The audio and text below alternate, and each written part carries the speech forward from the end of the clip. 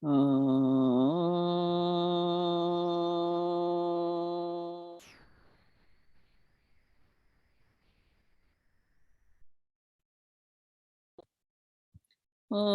Sahana Bhavatu Sahana Bhunaktu Sahaviryam Karavavahai Tejasvina Vaditamastu Ma Vitvi Shabhai. Om Shanti Shanti Shanti. Bolo Satguru Shri Shivananda Maharaj Ki Jai. Bolo Shri Vishnu Devananda Maharaj Ki Jai. So I'm Swami Sitaramananda. I'm a senior yoga teacher, a meditation teacher, and also a health teacher in the International Shivananda Yoga Center. So the talk today is about meditation and meditation guidance. I mean, how to understand correctly what is meditation. And you can start the meditation process and be encouraged and be interested enough not to give up. Okay, so it is true that everyone wants to meditate, and especially nowadays when we are locked in our house and we like to start meditation, but we need to really understand what meditation is. So here we are talking about what is classical yogic meditation. So I put together the word classical and the word yoga and the word meditation.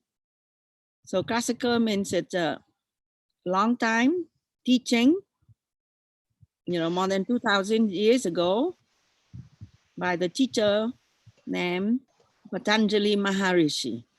Okay, so he wrote the Raja Yoga Sutras. We call Raja Yoga Sutras of Patanjali. And in it, he outlined the 8 limbs of yoga. So the 8 limbs, in these 8 limbs, so the 7th limb or the 7th rung is meditation. So you can see it's meditation is a culmination of a journey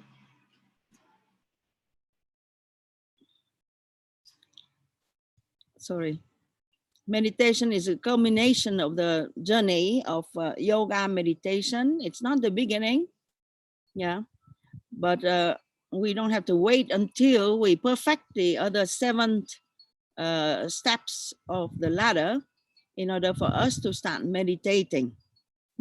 So we say 8 steps, or we say 8 limbs. 8 limbs, I mean the 8 aspects, if you like, of the meditation journey. And 8 steps imply an idea that there is a progression. Okay, so so this is a perspective of what we are doing. There's often interference here. So this is the perspective of what we call classical yogic meditation. Meditation as yoga, yoga as meditation. So oftentimes we think that yoga is physical exercises and meditation is something different, sitting meditation or different types of meditation. And actually yesterday somebody wrote to me and asked, I'm doing Qigong and so what can I do? Is a difference between the movement meditation and the sitting meditation. To which I answered that in fact in the classical yoga system, there is a movement, he called movement meditation and the sitting meditation. In the classical yoga meditation, there is the asana practice, but there is also the practice of meditation in daily life. when you're moving about, doing your life activity, you can be actually practicing a meditative attitude, not just only when you do the asana practice.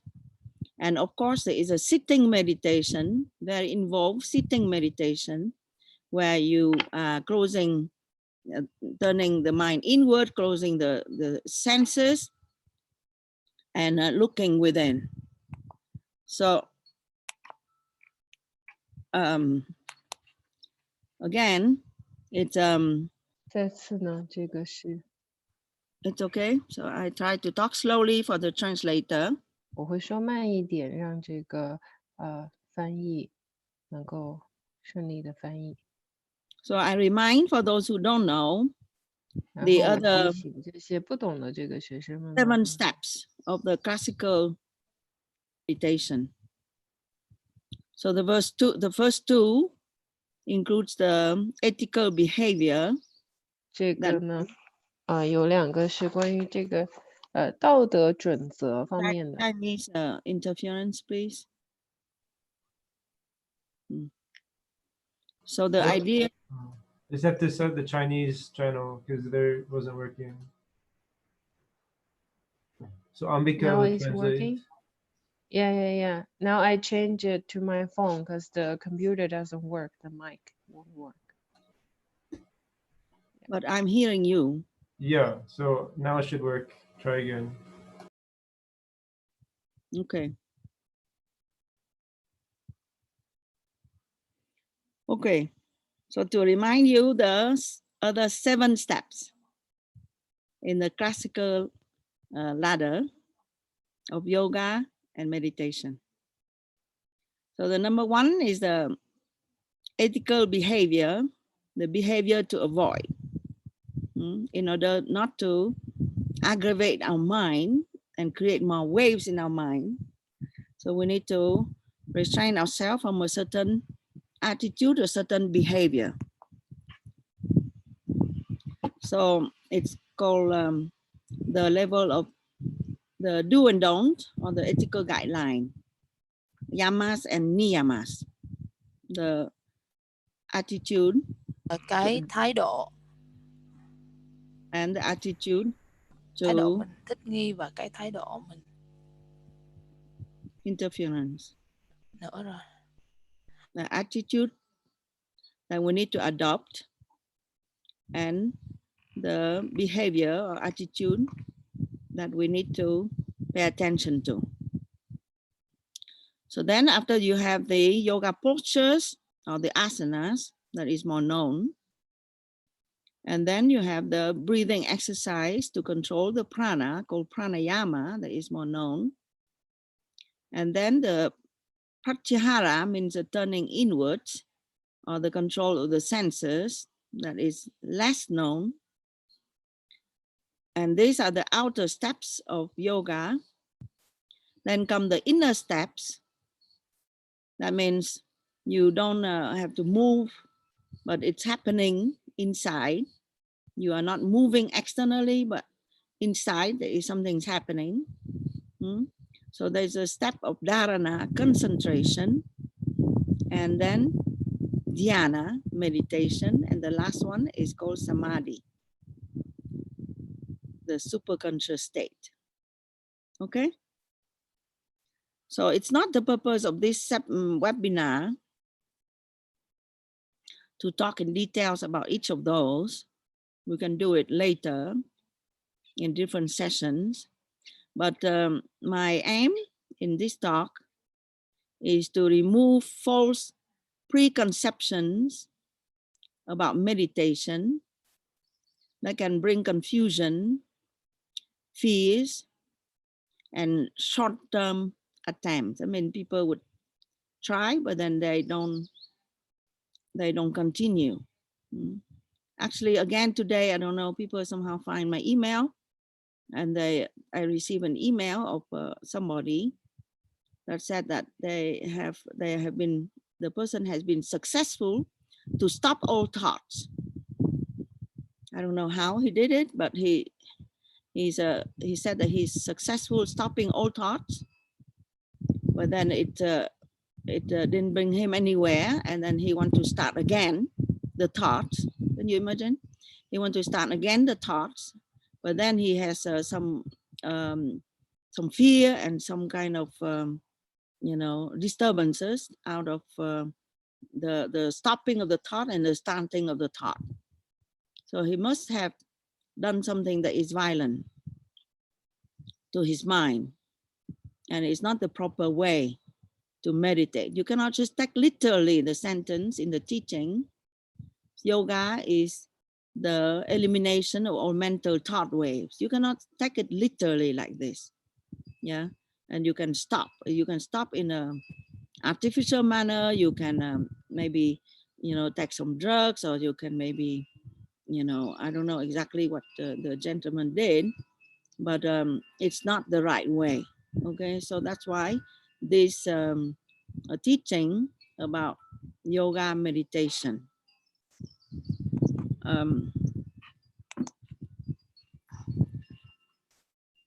So we want to clarify what is yogic meditation practice. It is known that there are millions of people practicing yoga nowadays in the world in different countries, but probably they would practice more the outer form of yoga, which is the asana. And if you continue with the asana practice, usually it leads you naturally to the meditation inquiry, because the asana practice will help you somewhat to get in touch with yourself and to calm the mind down.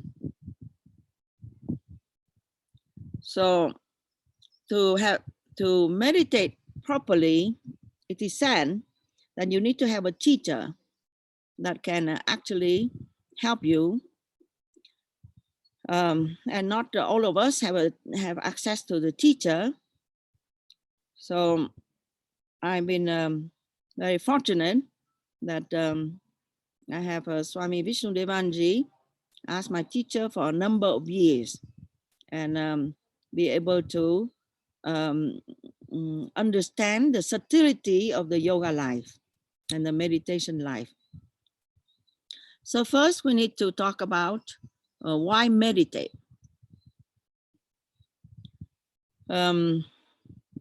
So we meditate because we need to meditate nowadays. Yeah, nowadays it's very necessary that everyone learn to meditate. So I'm very happy to have the opportunity to reach out to you here through the online service. Many of you from different countries. We have 4 translators here, different language, and it's so amazing that we can do this nowadays. Many teachers, meditation teachers, have reached out to the population, to the masses, also through the online service. So I'm happy to contribute with the information about the yoga kind of meditation practice, the classical yoga meditation practice. And we have also a lot of Shivananda practitioners around the world, yes, for a number of years. So it will be so wonderful to be able to reach out to them. So now we start the question of why meditate, because, in the time of uncertainty, of high anxiety, then, all the governments are trying to suppressing the spread of the virus, as you know. And there is some attempt to help the collective consciousness by counseling, like I said earlier. The Shivananda organization also reach out to people and see if you can we can do the stress counseling service to the people. But majority of people are left with this mind that is full of thoughts and worries, and not necessarily we know what to do. People lives are interrupted, and it's difficult and we don't know how to take the opportunity of this time to recharge. Sanjay, Yeah. I just need to reset the translation channels. For some reason, they keep stop working. I don't know. So what do I do? Just hold 1 second. Okay. So we're supposed to meditate. We did not meditate yet. I'm sorry. So now we meditate. Just a few minutes. Just close your Trước eyes. chờ một vài phút, nhắm mắt lại, And be aware of your breath. ý thức về hơi thở của mình. 留意你的呼吸。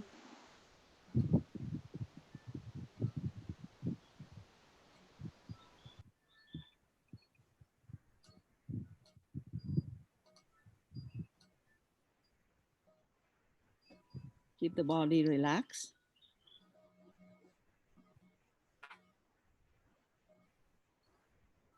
Just be aware of your breath.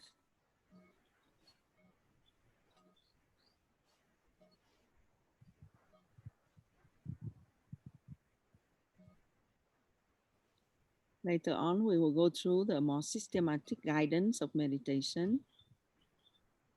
But right now, we are waiting for the resetting of the interpretation channels.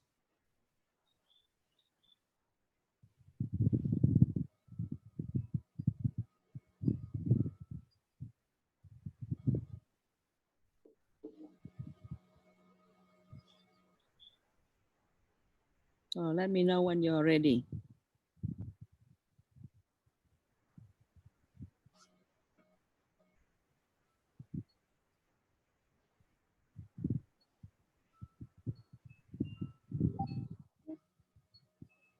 Okay. Seems to Okay. work. Yeah, thank you. Now we are 182 people. So we say 3 Om because we need to start with Om.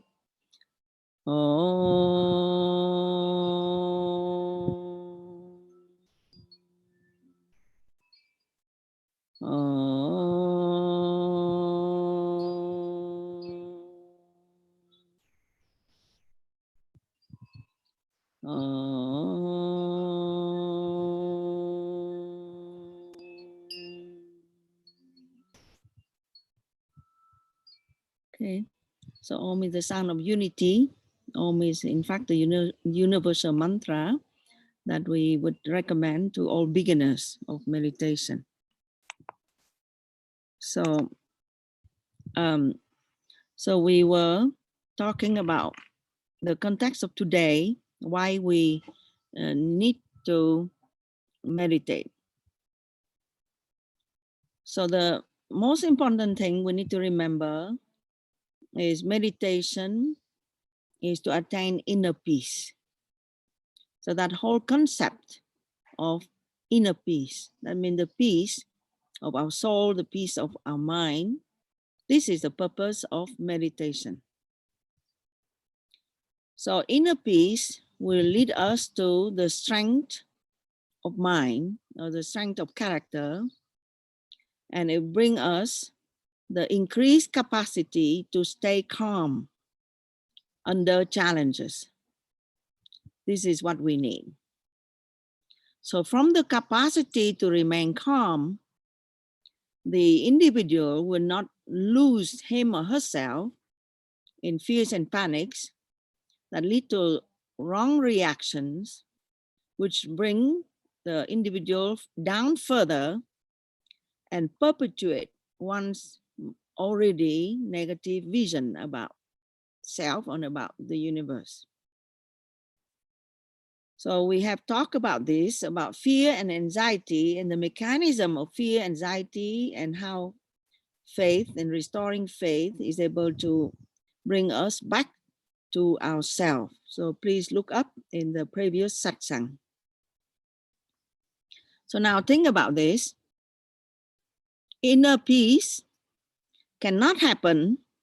You cannot have inner peace if your mind is turning constantly outwards.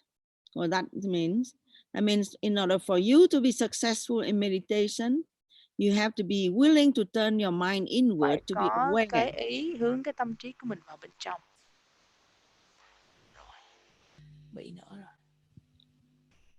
To be turning the mind Okay. inward and to stop the movement of the mind to go back to the past, ruminating, I mean, thinking all the time about the past with regrets, and thinking of the future, projecting the fears into the future. Okay, so what that means, to attain to inner peace, we need to somehow stop the going outward, stop the going backward to the past, and stop the going further in the future. Like what that means, it means that we need to be in the present. Okay? So that implies that meditation will 活 help you 在 to 当 be 下， in the present. 这个我们要保持活在当下。 No, I'm still having interference here. So now, second point, the inner peace cannot happen if we are worrying about survival only. That means, sorry. That means in the situation right now, we all worrying and we're worrying about survival. But if we are in that state of consciousness of survival thinking, we will not be able to find inner peace. Because if you want to meditate successfully and to find inner peace, you have to be willing to cooperate with the idea that you would try to work on your higher or deeper level of consciousness and not to be pulled down and bogged down by the survival instinct only. Okay. The number 3, the inner peace cannot happen if one is lack of self-confidence and is dependent of everything externally Vào cái bên ngoài. to be happy, Mình cứ phụ thuộc vào bên ngoài để có được cái niềm vui. and to find meaning. So there's different interference, so you can learn a little bit, a different language there. So, okay, I said, if we don't have the self-confidence and we are all the time depending on external factors to be happy, and we don't have the sense of meaning, I mean, the sense of the purpose of our life, the sense of the meaning of our life, then it's very difficult to find inner peace. So what that means that there is a lot of preliminaries. We have to already question ourselves, the way how we look for happiness, yeah, and the way how we are depending on outside factors. Only then we are ready to really start the meditation process and to find inner peace. So there's a lot of preliminaries necessary for the meditation practice, which require from us a certain kind of self-confidence. So next, inner peace cannot happen if we do not have good relationships with ourselves and with others. If our heart is closed and we are blaming others, judging others, if we are full of negative emotions such as anger, grief, guilt, hatred, greed, jealousy, lack of contentment.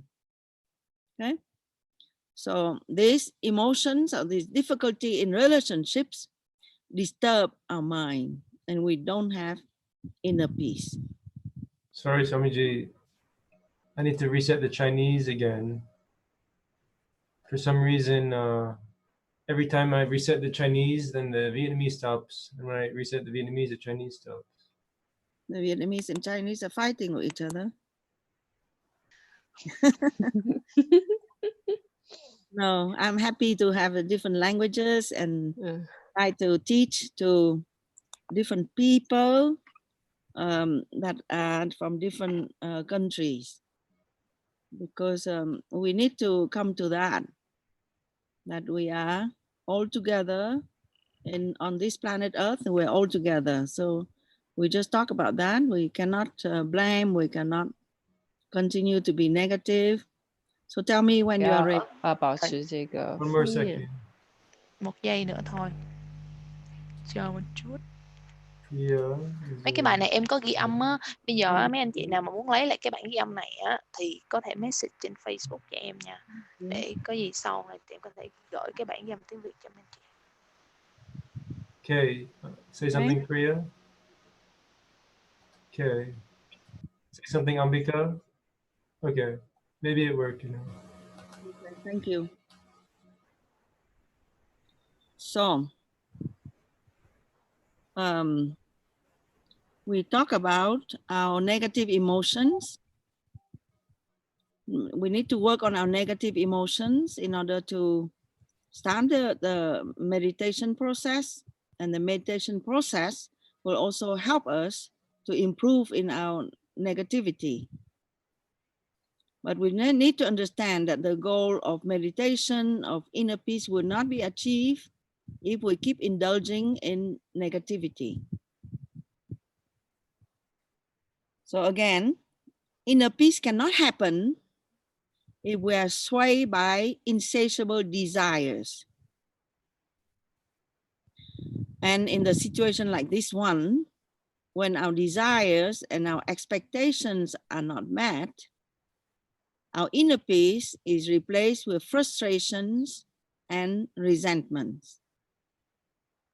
You see? So in the situation where we need inner peace the most, we are facing a lot of our emotions, such as frustration and anger, because our expectations are not met. But according to yoga teaching, this is an opportunity to think about our expectation, our desires, our habits, and turn it around and take this as an opportunity for positivity and for acceptance and for turning inward. Okay, so we need to face that idea that we need to be controlling more or less our desires. Okay, it's so appropriate nowadays because, you know, we want to go to the beach, we cannot. Yeah, we want to meet a friend, we cannot. We want to go to a restaurant, we cannot. So, you know what to do. So the next point is the inner peace will not happen if we are distracted and restless. If we have a lack of concentration, and when the habitual goal and motivation are being questioned. Okay, and one's schedule and habits are being changed. So yoga is working on the distractions of the mind and the restlessness of the mind that pull us away from our inner peace. And meditation helps us to do just that. So inner peace cannot happen if we're sick and lack of vitality. So again, we need to understand that meditation and inner peace attainment can be achieved only if we are aware of our lifestyle, of our energy, we call prana. Because if we have a lifestyle or energy that is exhausting ourselves and that is taking away our prana and not recharging, then it's not possible. So that's why part of the practice of meditation is also leading a healthy life. Of course, when people are fighting the virus now, it can be very exhausting, and I would try to come up with some advices or guidance, if possible, to the people that are in the forefront, you know, the medical personnel that is fighting the virus and working many hours and exhausted. So we can maybe talk about that another time. But the idea is to have peace, we need to have prana. We need to have energy. We need to understand what energy is and how we can get energy, either from sunshine, from food, from air, from company, from environment, you know, from the 5 elements, from nature. So all this we need to understand. Now, the last is inner peace cannot happen if one is desperate, have no faith and connection with the supreme intelligence. Yeah. So we can call the supreme intelligence by different names, different way how we refer to. It doesn't really matter. Yeah. But the idea is we have to have some level of faith in order for us to keep going on the path of yoga, on the path of meditation, on the path of our life, meeting our challenges in this situation. You have to have some level of connection to something that we feel that is making sense, or is taking care, or protecting somehow, somewhat, you know, in some level. If we don't have that confidence or that trust or that faith, and we become desperate, you know, looking around for answer in the world when we don't have answer, yeah, then it will be very difficult to find peace. So now, meditation technique. So I'm gonna go through the detail of the meditation technique. For those who are beginners, and I would talk a lot, you can practice. Yeah, it will be just like 5 minutes, but then you see the important elements on this kind of meditation. So the number one, to meditate successfully, I'm talking here about the sitting meditation that is more intense. Later on, we will talk about the other aspects of meditation. But right now, we talk about the sitting meditation. So in order to do so, you need to condition your mind. You need to, by auto-suggestion, you need to tell our mind to be here and now. You just have to simply say to yourself that I'm going to let go of everything and I'm going to be here and now. Okay?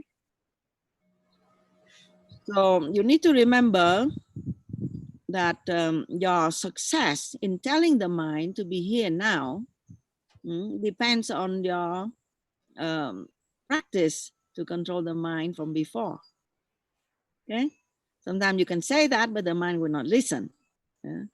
And for some people, you can say that, and then immediately the mind switch into the different mode. And that depends on the training that you have. So for beginner, you need to know that there are lessons that you can learn more about the behavior of the mind. What is the mind? Because when we talk about meditation, we talk about the controlling of the mind. But if we don't know what is the mind, how can we control it? Okay, so just quickly, I just remind you, some of your yoga students, you already know, but the mind is like a lake, yeah, with waves. The idea the mind is all the time restless, and it will not show you who you are. When you look in the lake with waves, then you have a distorted vision of yourself. And there's multiple waves, and sometimes very big wave. Let's say you are upset about something, then very big wave. And then when you look in the lake with a big wave, then you only see the big wave. You know, you see a distortion. You do not see a picture of yourself or of reality. That's how the mind works. Yeah, so that's why in order for us to find peace, we have to calm down the big wave. You know, all the obsession, something that you are holding grudge, and something that you keep repeating. So these are the big waves in the mind that will distort your vision. So the meditator try to calm the mind down. Yeah, less big waves as much as possible. The mind also is like a drunken monkey. That means it is jumping around here, there, past, future, all kinds of idea. So we need to concentrate our mind in order to calm the mind down. I just say quickly, the mind also is like a wild horse that is untrained. That means the mind has its own habits. That's why you need to slowly and steadily and patiently work with your mind. Yeah, be friendly with the mind. The mind is considered to be a shy lady. I'm just referring to the idea that sometimes you're shy, so you hide yourself. You see, with the veil. That means that what? I mean, it's not easy to see, all the reason why the mind is disturbed, and what are the causes of the mind, carry on so many different thoughts. So we need to be able to be aware, to see the mind. And when you see the mind, and when you're aware of the mind, then the mind becomes automatically calm. Okay. And when you are not aware, then the mind will be again, running after something, some kind of favorite story or drama. Yeah. So to deal with that mind that is playing hide and seek with you, and it's very difficult for you to see, is the increase of awareness. So if I'm talking too fast and the translators have a difficulty, if you can let me know. Okay. So the mind also is full of habits compared to a music record. It just keep repeating. Yeah. So whatever that we have in mind, yeah, our grooves in the mind just keep repeating automatically, yeah, like this. So one need to, sometimes we have, if the music record is scratched, yeah, we play always that bad music. We have to come and pick the needle and move and change the groove for the nice music to be played again. Yeah. So the mind is full of habits, not necessarily positive habits. And the meditator is endeavoring to replace negative habits with positive habits. Still learning to work with the mind. That's why meditation need to be, as much as possible, a habit. I mean, same time, same place, same method. The mind is also considered to be a fast fan. That means it's extremely powerful. Like when you see the fast fan, you cannot see the blades. And it's just some wind, but it's very powerful. It can cut your finger. You put your finger in the fan. So you have to slow down the fan.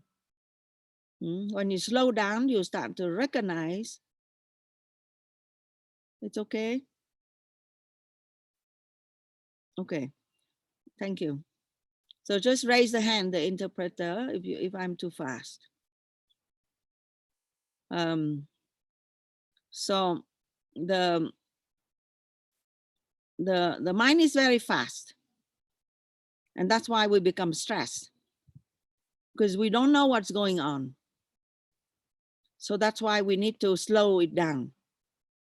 With yoga and meditation, we need to slow it down. And when we slow the fan down, then we start to see three blades. I mean, three thoughts that create this turmoil in the mind.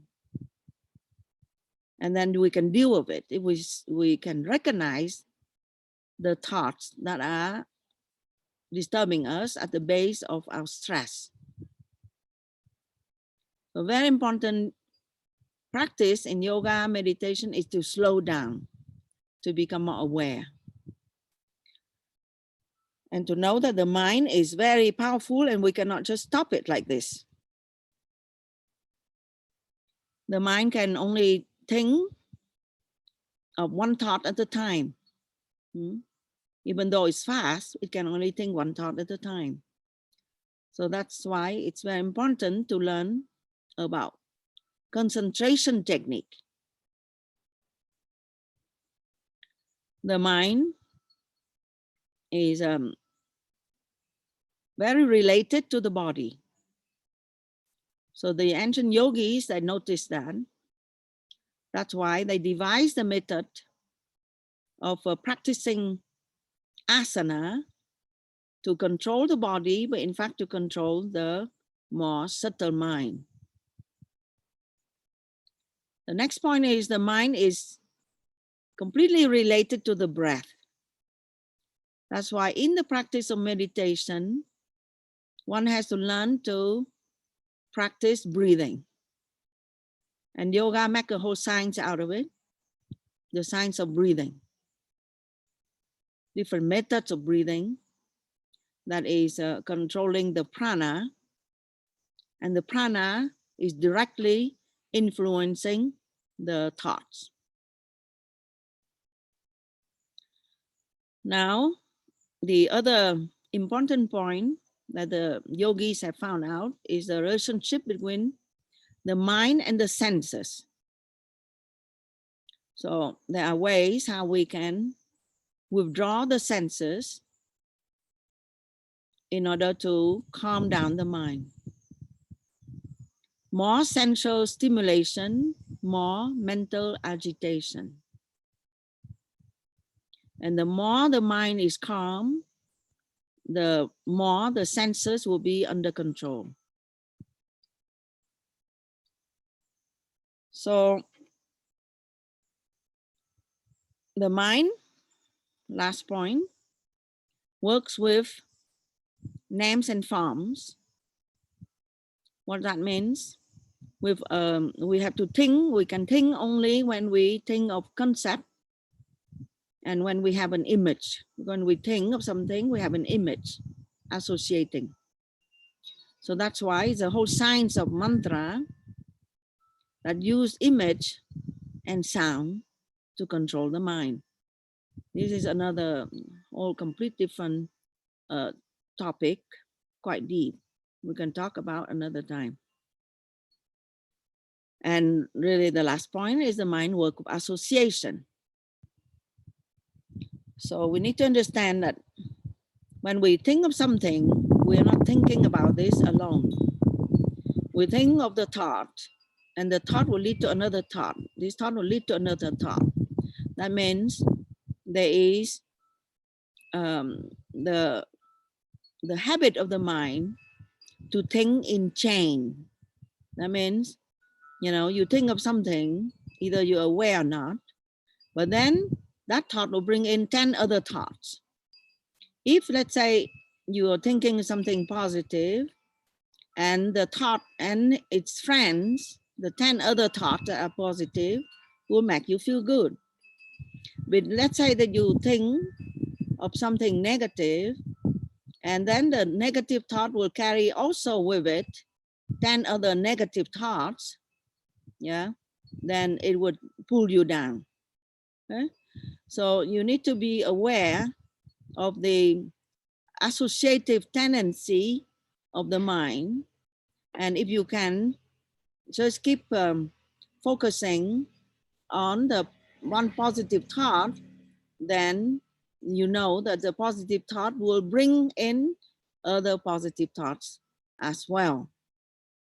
Okay, so this is a little rehearsal of what is the mind before even we start the meditation. So now, number one, I repeat again, in order for you to be able to meditate, you can do it, is to give an order to the mind, to your own mind, because you are the boss of your mind. You are not the victim of your mind. You are the boss. So that's why you need to tell your mind, okay, my friend, I love you very much, but now it's time for you to be quiet and to be here and now. Yeah. So then you start, you condition your mind nicely. Right now, this is the time to do this. And you can say also for a period of time. Let's say I'm going to sit now for half an hour. So the mind will be calming down because it knows it's only half an hour. Okay. So that's the number one. The number two, we need to prepare a space and time in order for meditation to be successful. That means you need to have a separate corner. Let's say you don't have a separate room, then you need to have a separate corner of your room. Yeah, so you can be quiet and by yourself, not disturbed by others. And you are facing, the best is you're facing east or north. Okay. And the time is early morning is good, or evening sunset, early morning sunrise or evening sunset. It's more difficult when you meditate at noontime when everyone is agitated around. Okay. So, and you need to repeat this, same place, same time. Okay. And once you learn the technique of meditation, same technique. Whatever the mind say, same. And your mind will say, oh, today I meditate here, tomorrow I meditate there. But if you change, then the mind would find excuse to change again. And the idea is you need to somehow help the mind to calm down, knowing the nature of the mind. Okay, so keep the same environment. It will help a lot. If you have a focus in your room, set up a point of focus, an altar or something, it's even more helpful. So the number three is you need to work on your posture. Okay, so the 8 limbs of yoga, in fact, is reflected in the meditation technique. So you need to, when you sit down, you need to assume a cross-legged comfortable pose. Okay, what that means, you don't have to have full lotus, half lotus pose, but just call easy pose when your both feet are crossed underneath. You can sit with a little pillow elevated, so you don't crush your knees, you don't crush your ankle, and you don't feel uncomfortable. The idea is you need to assure a comfortable pose so that you can sit like this for, at least half an hour. And the posture need to be erect. That means your spine need to be straight. Okay, very important. Okay, because it's a posture of centeredness. If you sit straight and centered, okay, and comfortable, that the prana can flow in your body and is not blocked, and you can see your thought to be better because you are more centered. Okay, you are not in, you're not out, you're not here, you're not there, you're not right, you're not left, you're not fly up in the air, you're not, pull down. So you are centered. Yeah, so that is the posture is very important to take the time to work on. Even if you can, slowly every day you can work on the posture. After you do asana, that would be great. If you can just sit with the spine straight, the body completely relaxed, releasing all tension, and be very firm in the posture. Okay. So that is the point number 3. The point number 4 is you need to work with your breath. That means In the beginning, when you just sit down and your mind is still disturbed, it's good for you to take a long, deep breath. Inhale completely and exhale completely. Long, deep breath. Bring more oxygen to your brain and exhale completely all tension and fatigue. So that will be very helpful. You can do a few long, deep breaths in the beginning. And then after that, you need to consciously breathe rhythmically. So that conscious breath is very important. Rhythmically, the inhale to the count of 3, exhale to the count of 3. Yeah, we say 5 or 6 seconds, which is the optimal rhythm. Inhale, 1, 2, 3. Exhale, 1, 2, 3. Just keep regulating your breath. Inhale, 1, 2, 3. Exhale, 1, 2, 3. Inhale, 1, 2, 3. Exhale, 1, 2, 3. So you can keep going like this for a while until you feel that the breath becomes very rhythmical and very calm. As you observe the breath and you see that the breath will calm itself down because you sit still even further. Okay, so it says that your mind can come to imperceptible state. What that means? That your breath hardly comes out of your nostrils. That means almost you are breathing from within your nostril. Okay.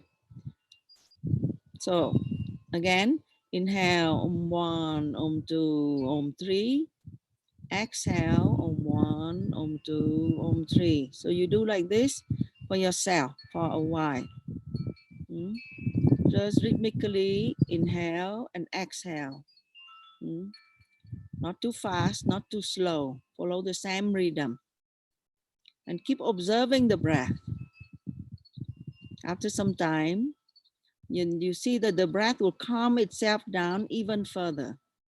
It becomes imperceptible, very, very quiet. Yeah, very, very quiet. And you feel very comfortable. That is important, that when you feel the breath very quiet, you feel comfortable and not panicking. Okay. So after you work on the breath, you need to immediately find a point of focus.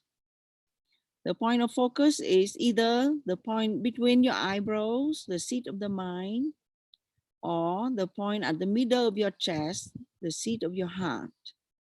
Okay, so you can close your eyes. By that time, you feel your mind is focused naturally. You need to be aware of your energy, subtle energy, how the mind is focusing at this point or that point. Okay, so these are psychic centers or energy centers in your subtle body. Okay, high energy center. So you just choose one point. You already developed that habit to concentrate on one point. So keep that one point, okay? And don't change. So keep always the same point of focus, either the point between your eyebrows, or you feel more comfortable, the point at the middle of your chest.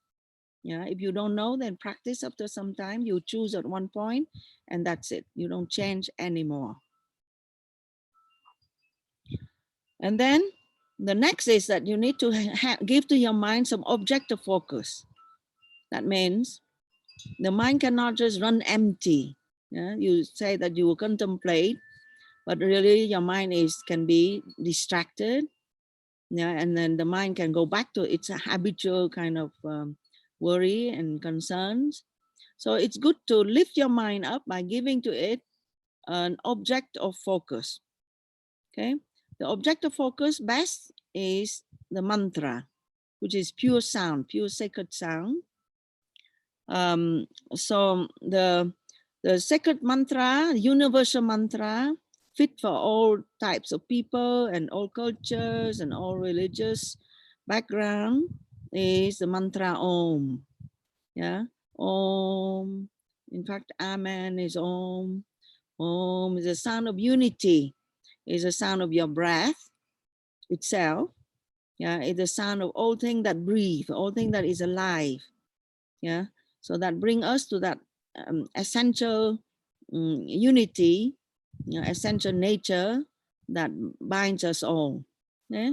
So to bring ourselves to peace, we can focus with our breath on Om at our point of focus. Okay? So inhale, Om.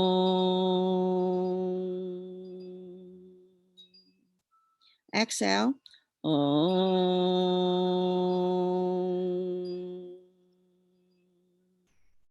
Inhale, Om.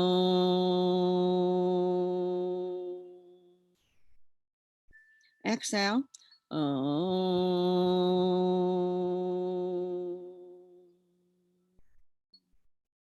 You do it mentally along with your breath at your point of focus. Okay? So it looks like many things at the same time, but in fact, it's only one thing. So focus the mind and help the mind to focus by using the sound, the infinite sound of Om. Okay? So you can learn later on about mantra if you like. There is more longer mantra and more tailored cut to you that is easier for you to focus on. So next is that you need to know that you can work on your witness attitude, being the observer or being the witness to your thoughts.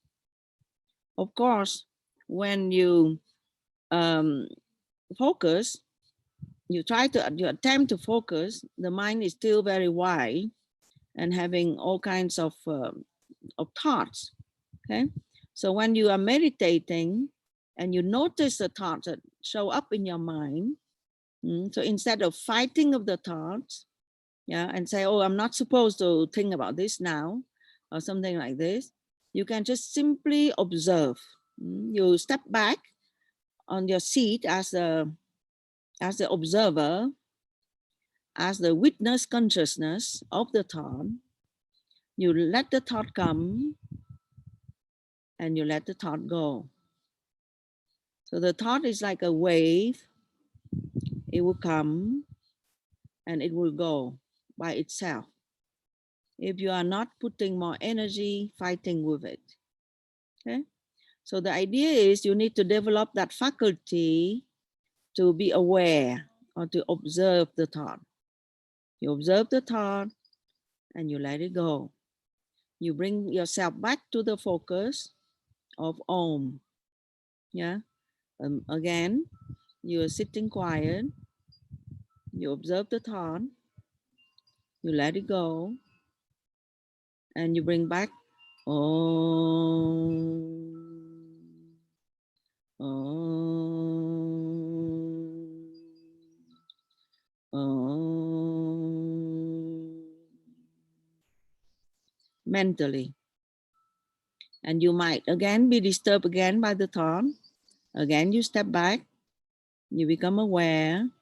You become the witness. You let the thought go. You bring your attention back to your focus. So this is the whole exercise that can go on for a little bit in the mind in the beginning when you sit in meditation. Okay? So you need to know, this is very simple, yeah, is to let go of all disturbing thoughts and bring yourself back to the peace and the awareness of your own breath. Return to the focus, return to your breath, return to universal sound Om, and let go of everything else. Okay?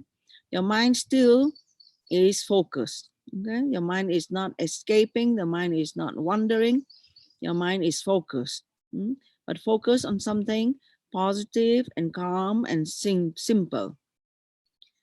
And then if you practice like this for some time, then your mind will sink in. Your mind will become very quiet, like a lake without waves. Okay. At that time, it is said that you can see and you can realize yourself, that is peace, happiness, joy, love, everything is within. But the mind, when it is activated, then it will not allow you to realize the beauty and the freedom and the happy self. Okay, so so that's all the meditation technique. It's quite simple. You can just go through these different points every time. Okay, and then you would see that it get easier and easier with time. Your posture become more comfortable. Your determination to turn inward will be a little bit more. Your breath will become more subtle. Your mind will listen to you a little bit more, and you become more of a witness, and then you become more comfortable repeating the mantra. And then it is said that you become the inner silence. That means the silence, the peace of your soul, you become it, you merge with it.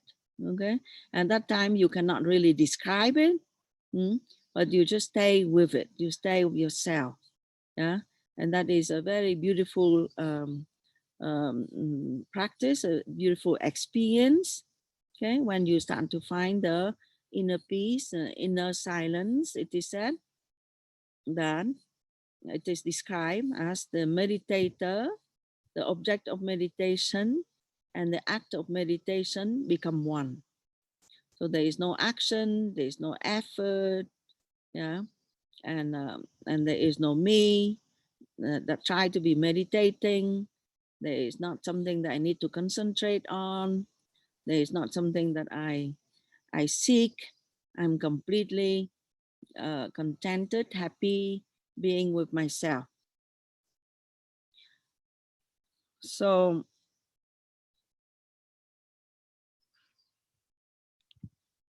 okay, so we would at the end of the session today, maybe we can go through one more time the technique. Now we continue to talk about what meditation is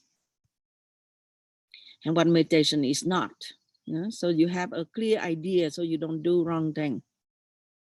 Like I said, in a space of 2 days, yesterday and today, I received 2 letters of people that talk about the way how they meditate, you know, and it's difficult. Okay. So what meditation is not? So meditation is not imagination. Okay. When you imagine all kinds of things, that is not called meditation. Okay. Meditation is not relaxation. Actually, it's quite an intense focus. Okay. It gives you the relaxation. I mean, the more that you go deeper within yourself and you're less distracted, you feel somehow at peace. Okay. But it is per se not relaxation. Okay. Meditation is not dreaming. Yeah, that means like imagination. You allowed your mind to go here, go there, building different kind of image in your mind. Okay, so that is not meditation. Meditation is not seeking for experience. Okay? So you are bored, you don't know what to do, so you close your eyes, you want to have some exploration of your inner world, but then you can imagine all kinds of things. So it's not that. Yeah? Meditation is not seeking for experience. Now, meditation is not a quick fix. Okay? So you heard about the benefit of meditation, you want to meditate, you want to calm all your worries down, and you know, you're in a hurry to find peace, but it's not like that. Okay? So just face it, you need to work on yourself. It's very good, it's excellent. It gives you the immediate benefit of finding some peace, even if you can meditate for 5 minutes and turn inward for 5 minutes. But it's not a quick fix, okay? It's something that you need to do regularly every day, okay? And it gets better with time. So again, meditation is not wandering in the psychic world. The psychic world means the thought world or the feeling or the sensation. So it's not that, okay? Meditation is not seeking for extra sensorial experiences. So you might, want to do this to find some kind of, psychic powers and so on, but that's not the purpose of meditation. I remind you, purpose of meditation is to find inner peace. And inner peace will bring about outer peace. Again, meditation is not just sitting closed eyes and not care about one's responsibilities. You see, that would be nice, if we can sit, meditate, and forget everything else, that would be nice, but it's not happening like that. So one has to face one's responsibility. One has to do what one needs to do. Meditation, in fact, will help you to become stronger, to be able to do what you need to do and not be pulled down by it. Yeah, but it's not running away from your responsibility. If you have a child, you have to take care of the child. If you have a husband, you have to take care of the husband. If you have a wife, you have to take care of the wife. If you have parents, you have to take care of the parents. You have a job, you have to take care of your job. Whatever is your responsibility, meditation life will help you to be stronger, to be able to deal with your mind, when you take care of your responsibilities, okay? And eventually, if you are successful in meditation, all these things that seems to be binding to you, seems to be difficult to you, will slowly vanish, slowly, but not when you want it, okay? When your mind becomes more calm and peaceful, all these things that are contradictory to your mind will not be contradictory anymore. They will be somehow smooth and easier, okay? So now, meditation is not escaping from reality, okay? So I have seen people that meditate without guidance, without the appropriate lifestyle and so on. They can sit and then, by themselves and meditate by themselves. And then somehow it's a form of escapism. Yeah, so meditation is not escapism, okay? It's actually facing our situation, facing our mind, facing our life in the correct manner. Yeah, it's not escaping anywhere. Meditation is not just technical and dry. Sometimes you apply the technique of meditation and you feel dry. Yeah, so that's why there is a practice that comes with it. It's a practice of devotion that comes with the meditation, so that you can continue the meditation practice without being dry. Okay. Meditation is not religious, even though one might have spiritual experience. Okay, so it's very simple. There is no really any religious training that you need.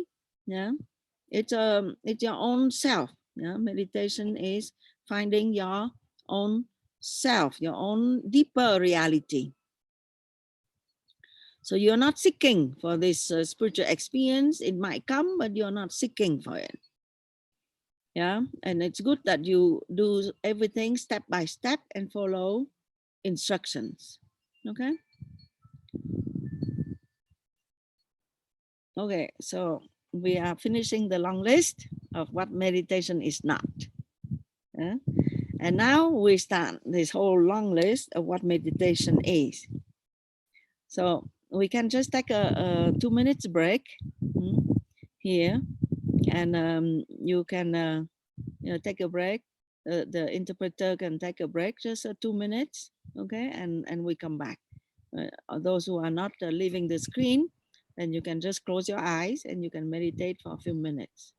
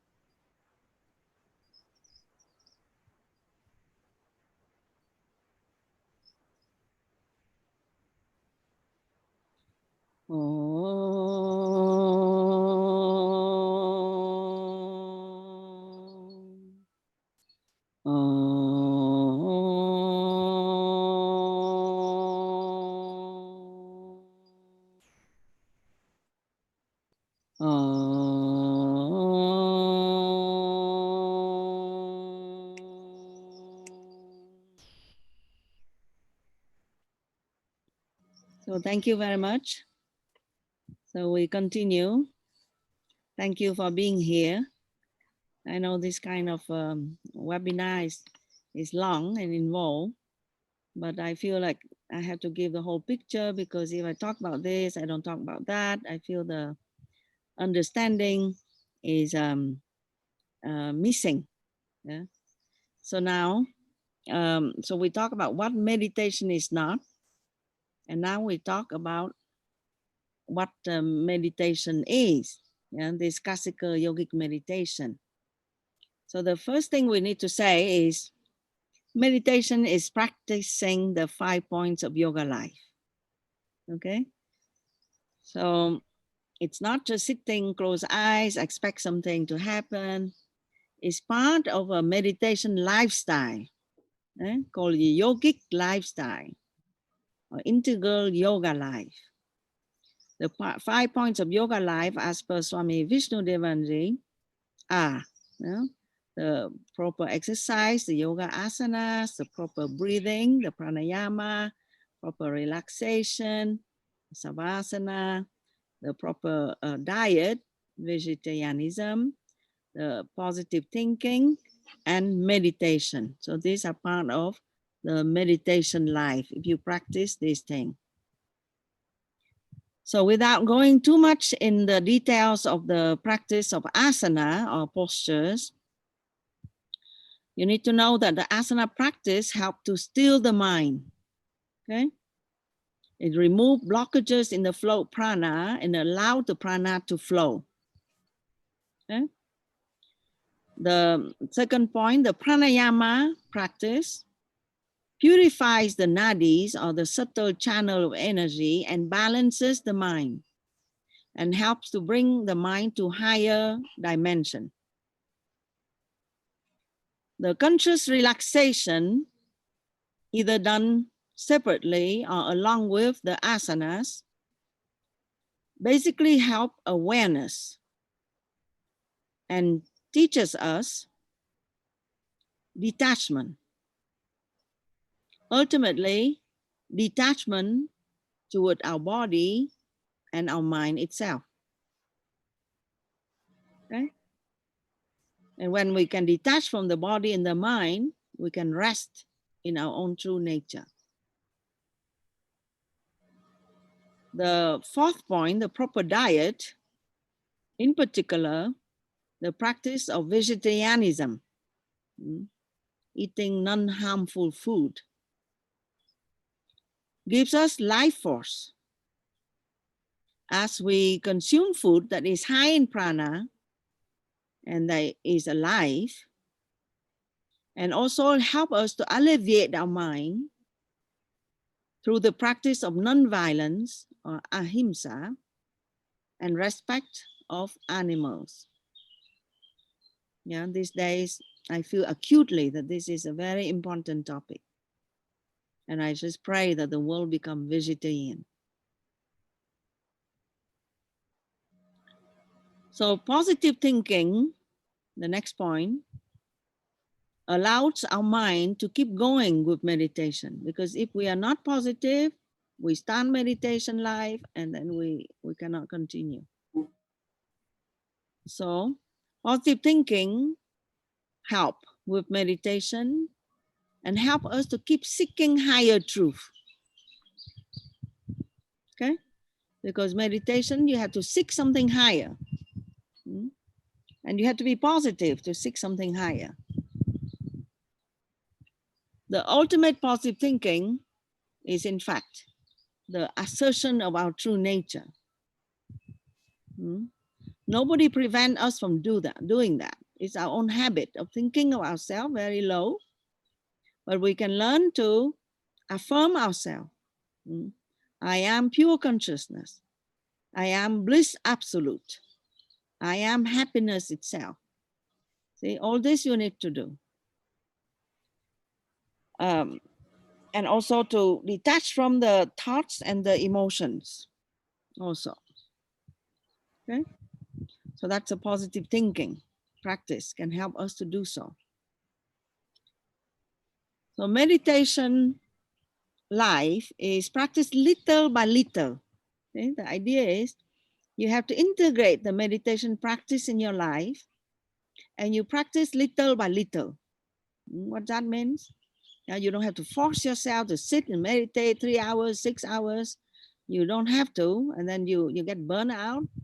Yeah, but you have to just practice half an hour every day, regularly, morning, evening, if you possible, and for a long time without interruption.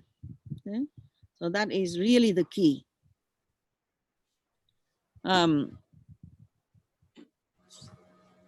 So you need to perfect your 5 points yoga life. There's lots to do there.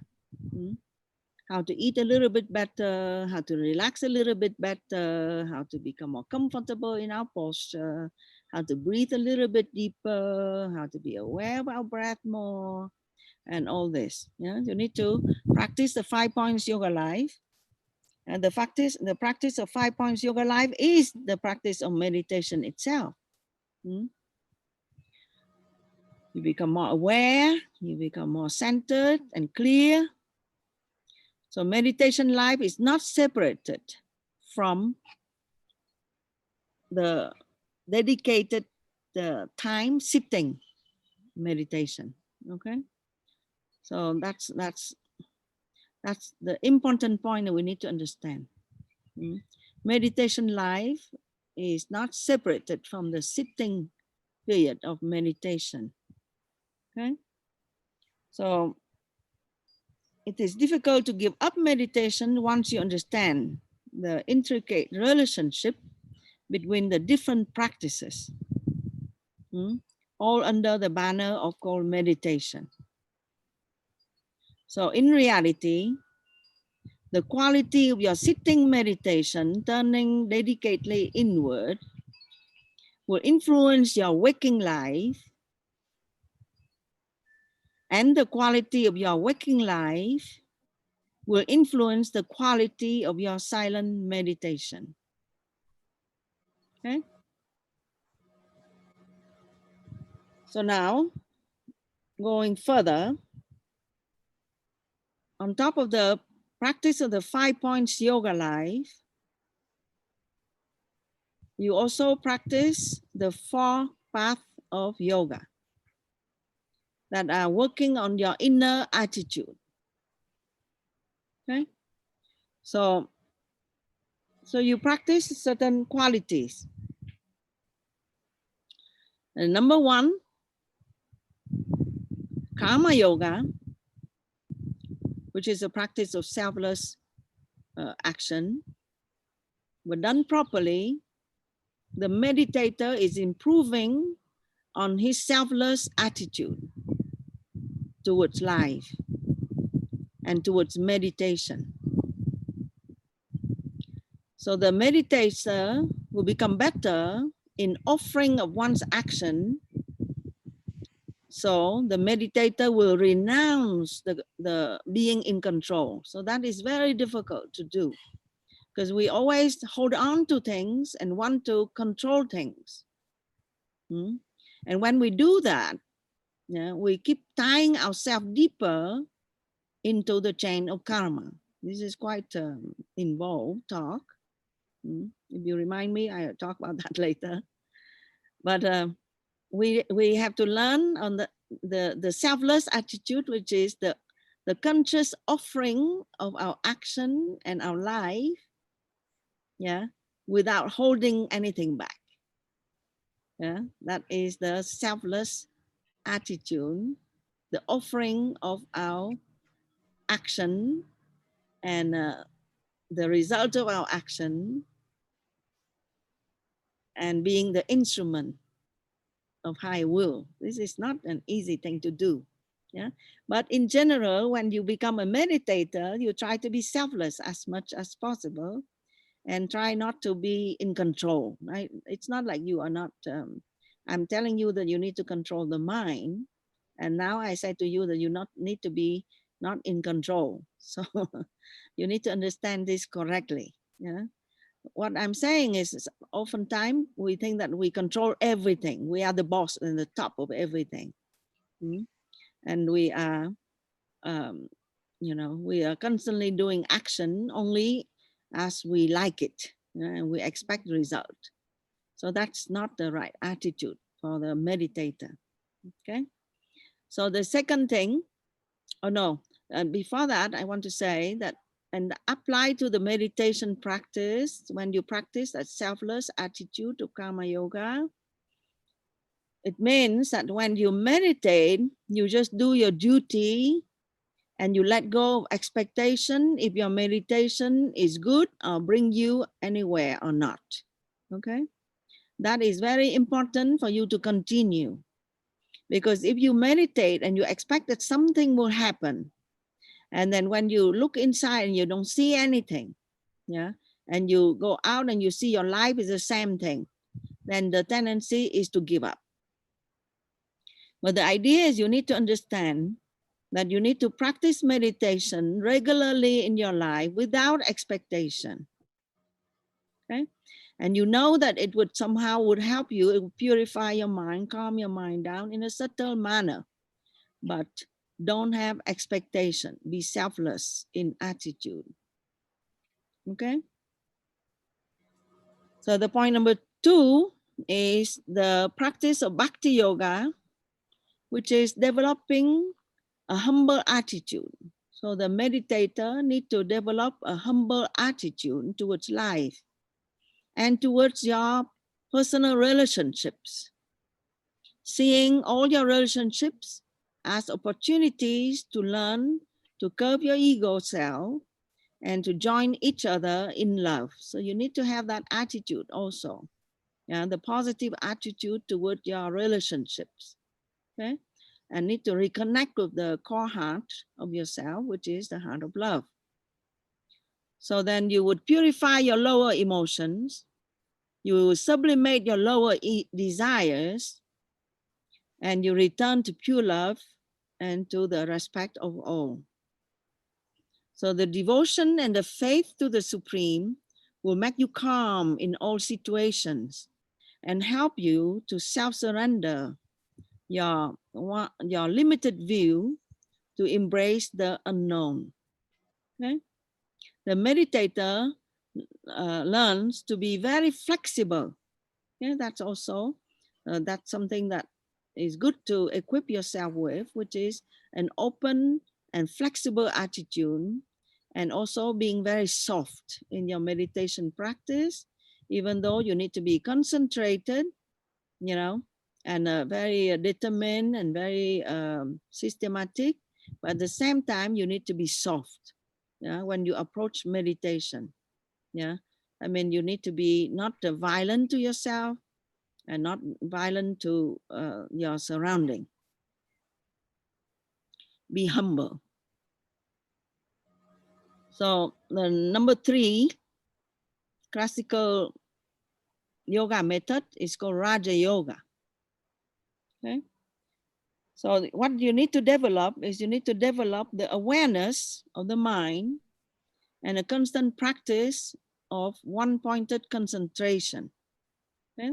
That's the key point of Raja Yoga, which eventually will remove the separateness and the duality to become one with all.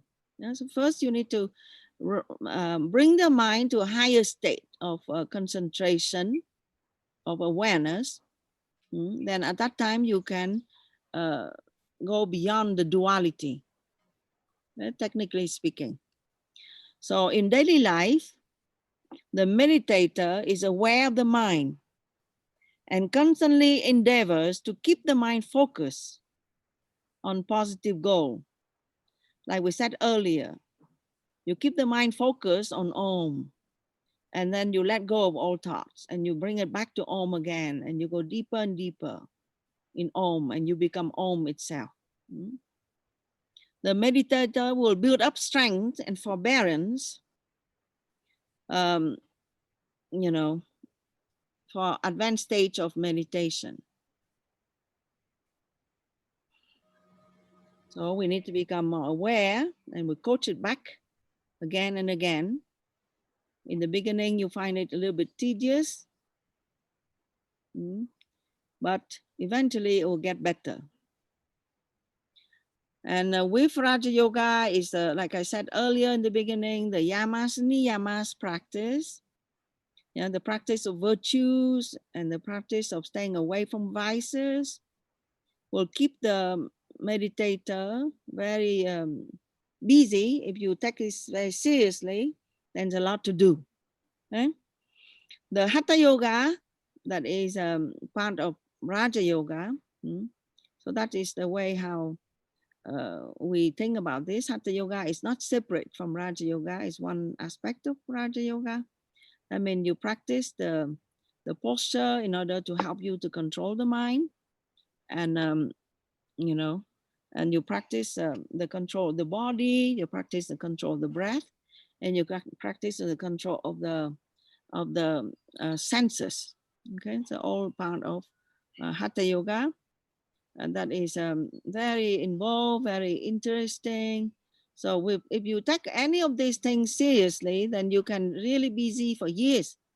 So you cannot, get bored, because oftentimes you say, oh, I meditate and I feel very bored, always the same thing, I want to give up. No, you just take one of those aspects and you work on it. And you go deeper and more subtler about it. Yeah. And then something else will show, and then you work on it.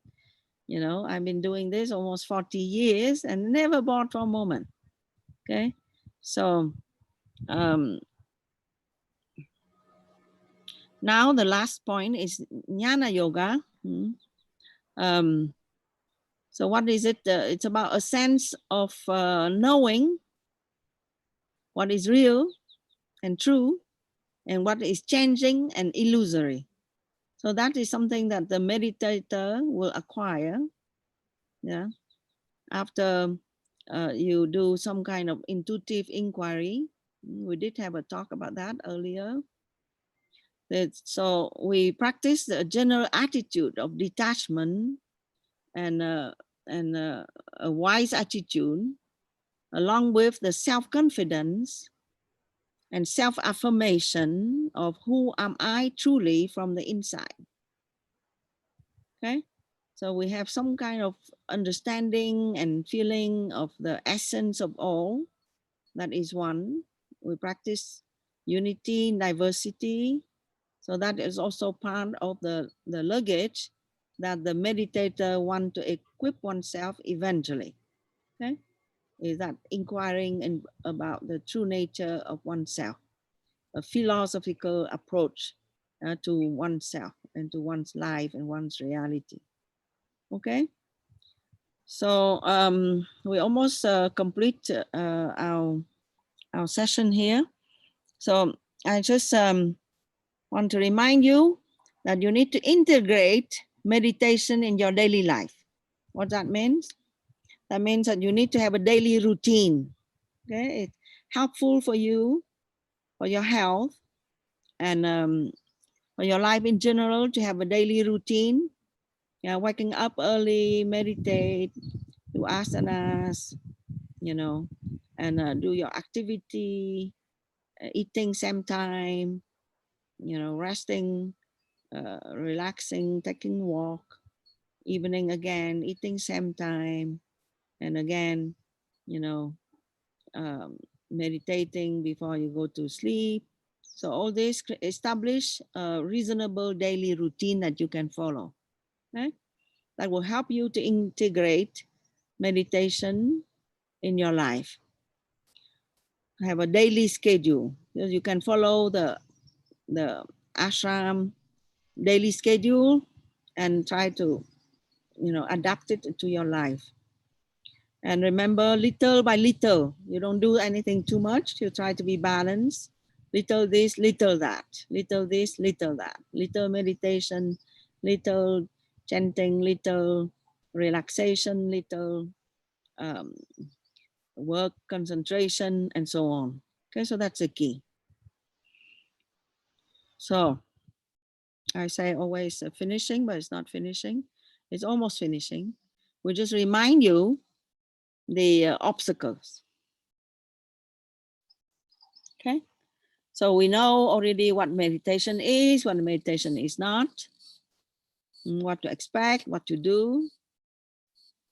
So we need to see also what is the possible obstacles, so that it will help us to carry on. So the idea is we want to carry on with our meditation life. Okay? So the number one, according to Swami Vishnudevanji, in his book Meditation and Mantras, is you need to pay attention to this tendency to constantly moving from place to place, moving apartment, moving. Nowadays, that quarantine that everyone is forced to practice is very, very strange, because now it's not me that have to tell people don't move too much, but it's like the government that tell that you have to stay in same place, You cannot go here, you cannot go there. And you have to curb your desire, and you have to, you know, be contented and sit still as much as possible, because it helps to save lives. It's a very strange situation. Yeah, but it shows again, this is a good time to think deeply about our life and to develop a good meditation life. Okay, so try to stay at one place and develop the habit of meditation. Okay, so then the second point is try to avoid the cessation of practice. I mean, you stand, yeah, with all good intention, and you carry on every day. So that's the idea. Every single day, like the sunrise, you also would meditate.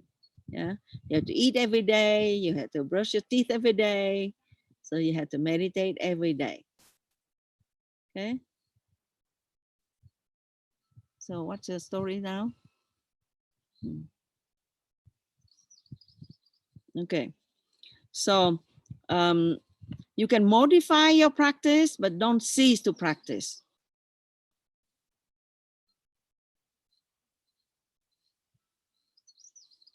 Okay.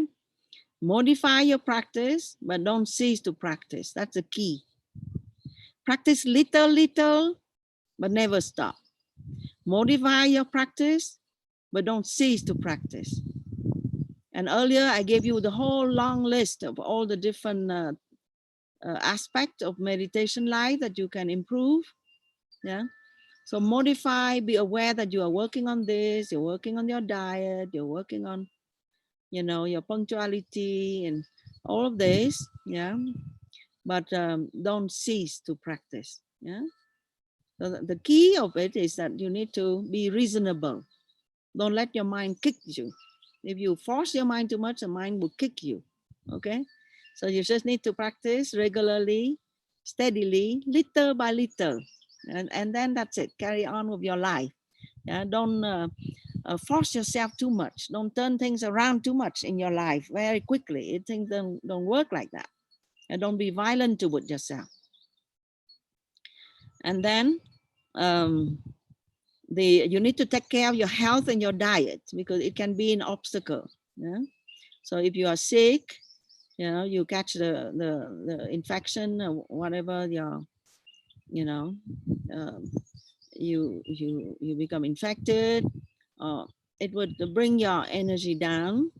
So try to take care of your health positively, and not wait until you become sick. Okay. Keep your immune system high. So there is many teaching now about how to keep the immune system high. So try to practice health and a good diet, so you can get the energy for your meditation. Meditation required a lot of energy. Okay, you understand what I'm saying? So meditation requires energy. Yeah, sometimes people think wrongly. They do everything else, they drain their energy, and they say, oh no, I need to meditate in order to feel better. But their energy is drained. Okay, so they will not be able to meditate. So you need to, the opposite. You need to transform the different aspects of your life in order for it to become conducive to your meditation. Okay? That demands more energy, because more energy or higher vibration, higher wavelength of thought, yeah, to think something that is more true and real, yeah, and to set you free because of this right thinking. Okay? Or the right kind of practice that will bring you into your inner silence. It takes prana. Okay, you cannot be sick. But in case that you are sick, yeah, then you need to carry on. Like I said earlier, no matter the condition, you can change, but don't stop. Okay, so in case you're sick, you're not feeling well, yeah, still you can use some aspects of your meditation life. For example, you can mentally repeat a mantra or mentally focusing on the breath. Okay, so you can do that. And try to be aware that instead of meditating, oftentimes your mind will fall asleep. I mean, it fall into the state we call inertia. Yeah, when meditation is state of wakefulness. So be aware that you don't mix these two. Yeah, the state of inertia is not the state of meditation. That is wakefulness. Okay. And of course, the mind is lazy. So we know what to do, and yet we are lazy. Yeah. So that's why in small detail daily life, try establish a certain self-discipline. And if you can be with other people that can help you, a teacher that can help you, that would be great. Okay, so little step. First thing, establish your routine. Same place, same time, same technique, half an hour a day. And then try to be aware of the other aspects of your life. The teacher warns you against undesirable company as an obstacle, a big obstacle. Because the capacity of absorption of the mind very easily is influenced. So you need to guard your mind carefully from distracting and negative influences, okay, that can come from the media, that can come from the news, that can come from your close ones. So you need to be careful not to allow this to happen, because it would remove your positive thinking that allowed you to seek for something higher for yourself, and will discourage you. Okay, so that's one of the obstacles. So try to avoid negative company as much as possible. You can watch news, but not too much. And don't waste your energy in a useless conversation. Okay, so nowadays you might spend a lot of time talking to people and so on, but Swami said that it's a useless conversation. That means you want to communicate with people, something that is very meaningful to your heart, is wonderful, get the connection with people, but don't just chit chat and backbite and get talking, we call it lingual diarrhea, talking too much about things that are not helpful for you. Okay, so try to be speaking less. Yeah, it will help you in your meditation life. And be aware of the tendency of the mind to self-justify. That means, the mind would always find some excuse to get out of discipline, to get out of being you, to be aware of it. So it always will say this, it will say that, something very important to do, something important to worry about. So then you get caught in it, and then you forget this practice of